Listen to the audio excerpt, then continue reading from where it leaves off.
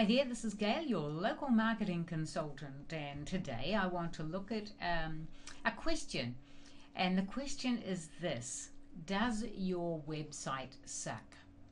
Now, I thought that's a pretty good question because I've been looking at a huge amount of websites lately, and some of them do suck.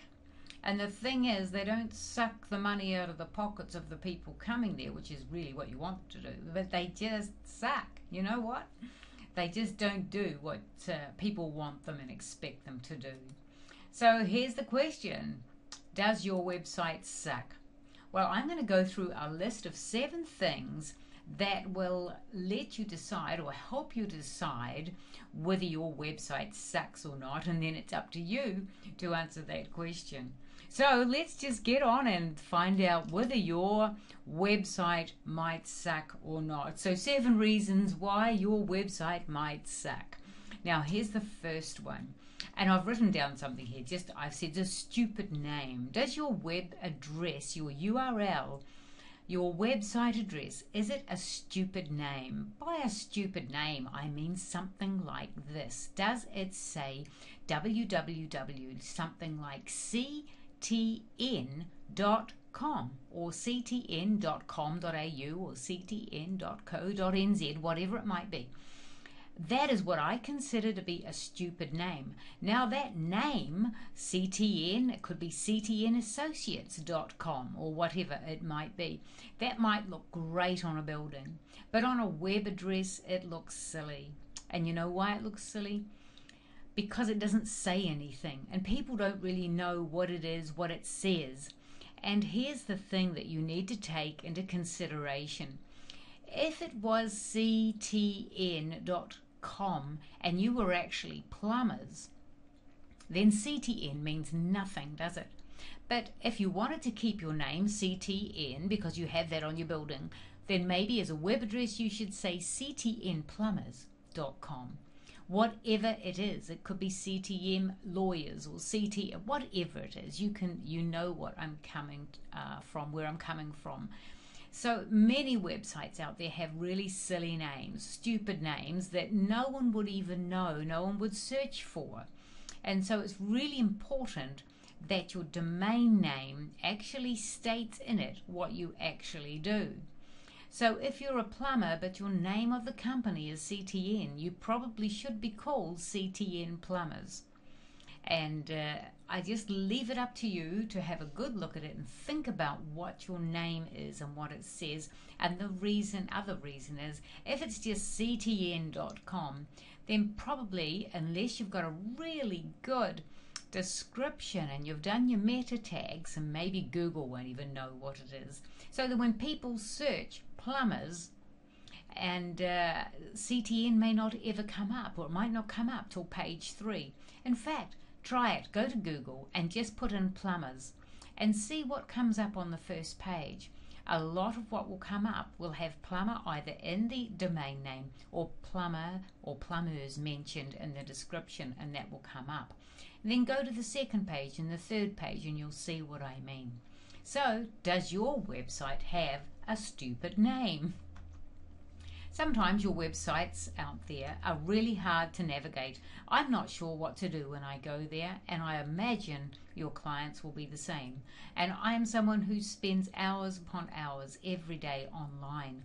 And so your clients who may be very new to the internet and only ever use it when they're searching for maybe a plumber, and they go to Google and they search it, then they go to your website and they go, I don't know what to do when I get here. So they're really hard to navigate. So maybe that's another reason why your website might suck. It might be really difficult to get around.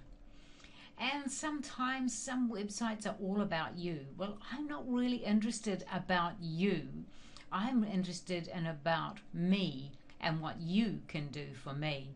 So I would love to see on your websites less about you on the front page, but more about what you can do for me.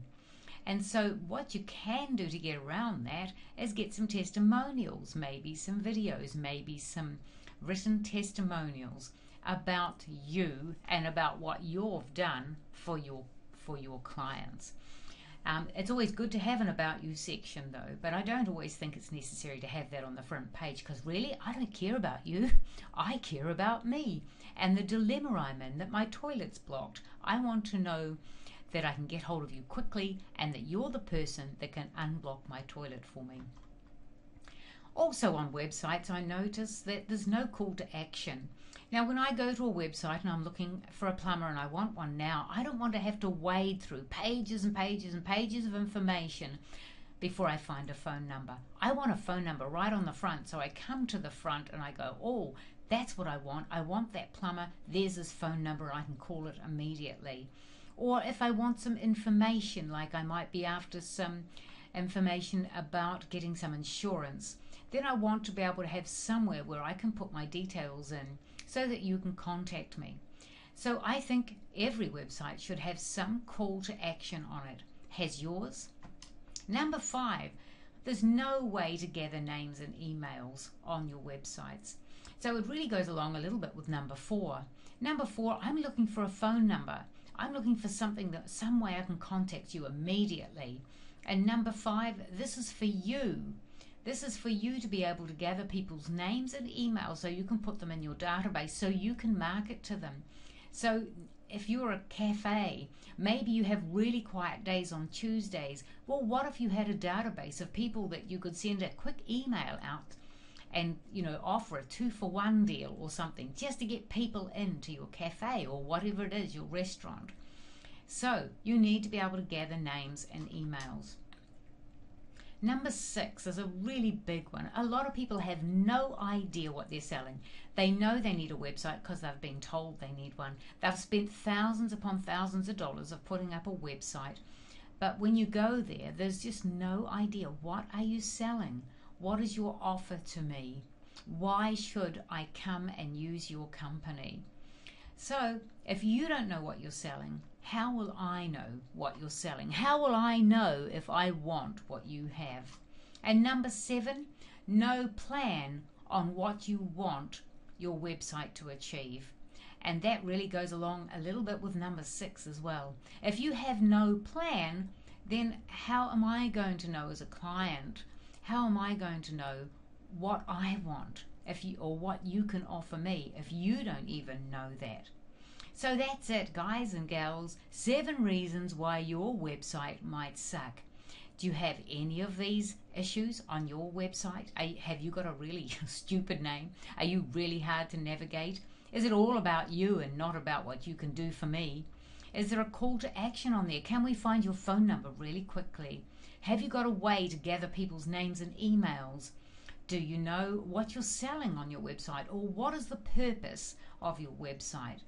Do you have a plan for what you want your website to achieve? Is it just a brochure so people can come here and go, oh yeah, that's them, and you know, that's my widget that I sell, and that's how much it is. So you've got to work it out. What is your website all about? And then you can answer the question, does your website suck? So that's about all I have to say to you today. And I trust that it's been helpful, and you can take a look at your website and decide whether your website sucks or not and whether it needs some attention. Now we have a done for you service where we can help you with your websites, where we can change it or make you a new one, whatever it is. So if you need any help at all, you know how to get hold of me. Just call me. The phone number's all over my website. Or you can send me an email. There's a contact form there as well. So there's lots of ways that you can contact me. So, does your website suck? I'll let you make that decision, and I'll see you online. This is Gail.